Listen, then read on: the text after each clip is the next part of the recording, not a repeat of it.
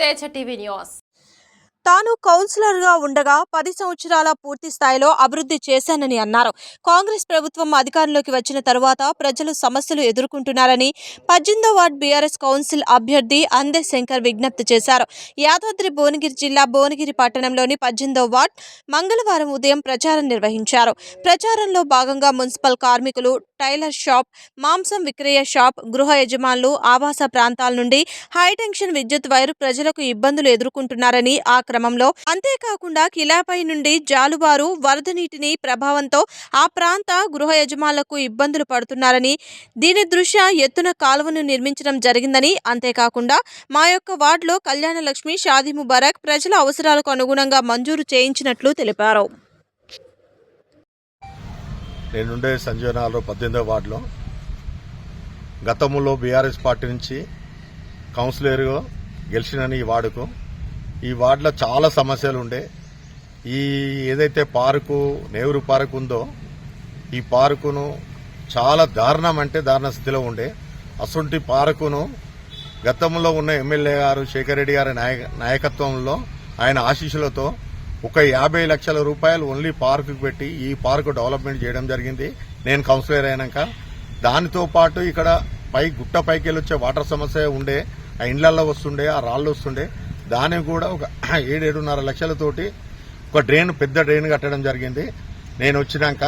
తర్వాత ఏంటంటే ఇక్కడ ఉన్న సీసీ రోడ్లు కానీ డ్రైన్లు కానీ అవన్నీ కూడా చేయడం జరిగింది గవర్నమెంట్, బీఆర్ఎస్ గవర్నమెంట్ ఉన్నప్పుడే. అప్పుడు నేను పుట్టక ముందుకు ఇండ్ల మీదకి వెళ్ళి ఒక హైజంక్షన్ లైన్ ఉండే, ఆ భువనగిరి గుట్ట మీదకి వెళ్ళి ఇండ్ల మీదకి వెళ్ళి శేఖర్ రెడ్డి గారి ఆశీస్సులతో ఆ లైన్ కూడా తీసేయడం జరిగింది.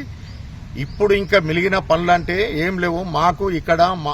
ఇక్కడ మాకు ఎరకల బస్సుకు వచ్చినట్టయితే మెయిన్ వాటర్ సమస్య ఉంది. ఆ సమస్యలో కొంచెం వరకు తీర్చినాము, అంతలే మా గవర్నమెంట్ పోయింది.